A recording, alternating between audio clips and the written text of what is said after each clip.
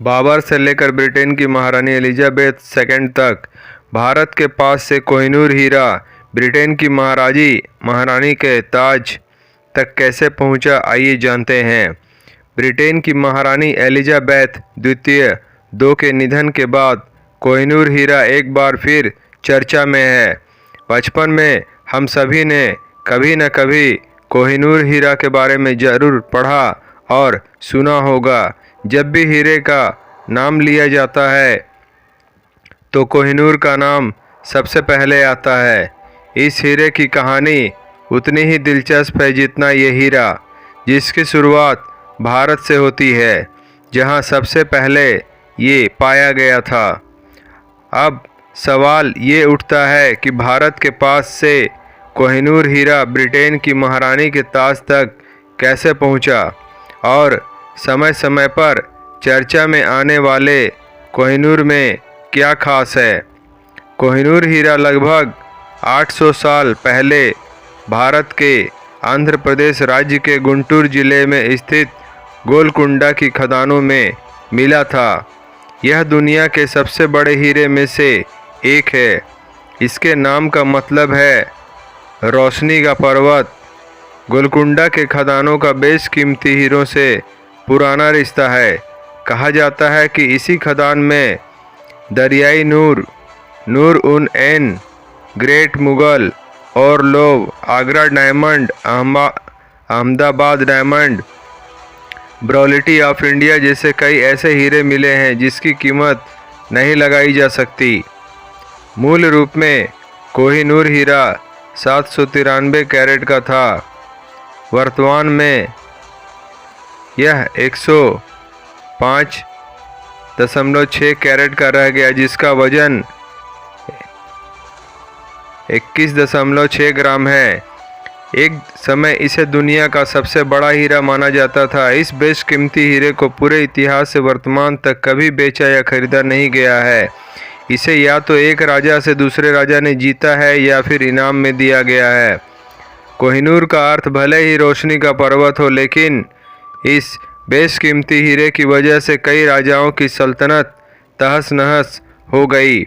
मान्यता के आधार पर कोहिनूर को श्रापित भी बताया जाता है।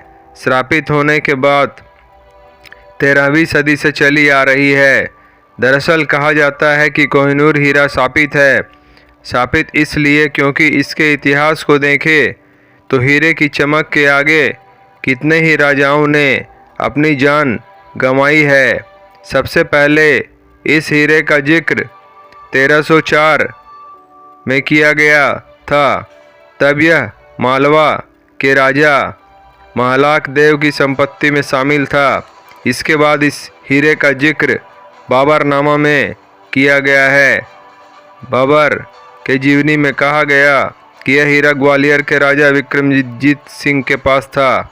उन्होंने पानीपत के युद्ध के दौरान इसे अपनी सारी संपत्ति के साथ आगरा के किले में रखवा दी थी, जिसके बाद बाबर ने युद्ध जीतने के बाद उस किले पर भी अपना कब्जा जमा लिया और 186 कैरेट का वह हीरा भी उसका हो गया।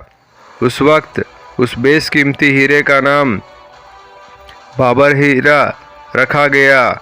मुगलों के पास से इस हीरे को 1738 में ईरानी शासक ने लूट लिया, जिसके बाद ईरानी शासक नादिर शाह ने इसका नाम कोहिनूर रखा। नादिर शाह इस हीरे को अपने साथ ले गया और 1747 में नादिर शाह की हत्या कर दी गई। इसके बाद यह हीरा ईरानी शासक नादिर शाह के पोते शाहरुख मिर्ज़ा के पास पहुंच गया। जब यह हीरा शाहरुख मिर्ज़ा के पास था तब उनकी उम्र केवल 14 साल की थी। वह वक्त नादिर शाह के सेनापति अहमद शाह अब्दाली ने शाहरुख मिर्ज़ा की काफ़ी मदद की थी, जिससे वह खुश होकर उन्हें कोहिनूर हीरे को तोहफे के तौर पर सौंप दिया।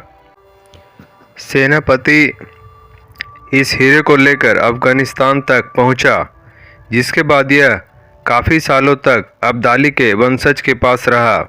अब्दाली का वंशज शुजा शाह जब लाहौर पहुंचा तो उस वक्त वहां पंजाब के सिख राजा महाराज रणजीत सिंह का शासन था।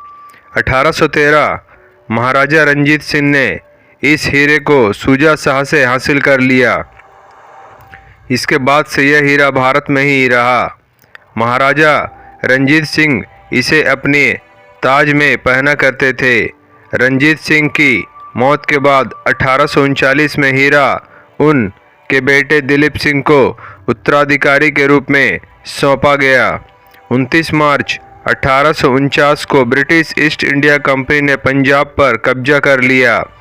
इस कब्जे के साथ ही सिख साम्राज्य पर न सिर्फ ईस्ट इंडिया कंपनी का प्रभुत्व हो गया बल्कि दुनिया का सबसे मशहूर हीरा कोहिनूर भी उसे मिल गया।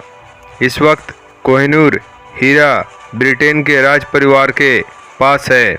कब्जा करने के एक साल बाद यानी 1850 में इसे बकिंघम पैलेस में महारानी विक्टोरिया के सामने पेश किया गया, जिसके बाद मशहूर डच फर्म कोस्टर ने इसे 38 दिनों तक शेप दिया। शेप मिलने के बाद यह 108.93 कैरेट रह गया, जिसके बाद इसे रानी के ताज का हिस्सा बनाया गया। भारत आज़ाद होने के बाद साल 1953 में कोहिनूर हीरे की वापसी करने की मांग रखी थी, जिसे इंग्लैंड ने खारिज कर दिया था, लेकिन भारत सरकार इस बारे में अपनी कोशिश जारी रखी। ब्रिटेन दलील देता है कि भारत के पास कोहिनूर वापस मांगने का कोई कानूनी अधिकार नहीं है, क्योंकि समकालीन पंजाब के 13 साल के राजा दिलीप सिंह ने ब्रिटिश ईस्ट इंडिया कंपनी को यह हीरा तोहफे में दिया था। भारत के अलावा साल 1976 में पाकिस्तान के प्रधानमंत्री जुल्फ़िकार अली भुट्टो ने कोहिनूर हीरा मांगने की कोशिश की थी, लेकिन उनको भी मना कर दिया गया।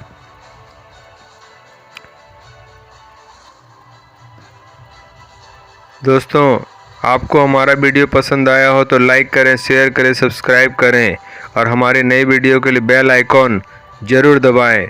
धन्यवाद।